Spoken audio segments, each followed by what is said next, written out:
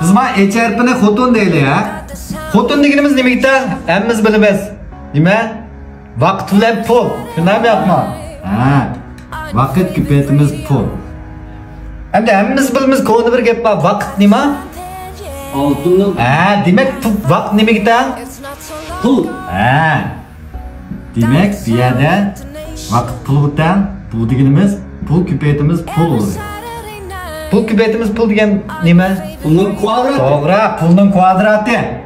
Demak, xotin deganimiz pulning kvadrati ekan.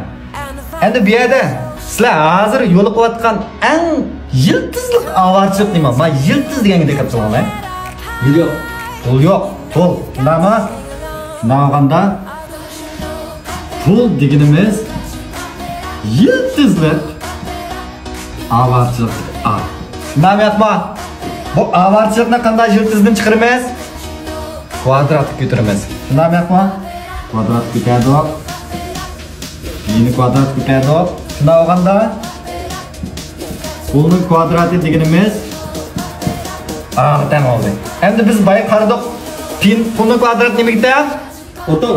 Demak, xotin avarchilik.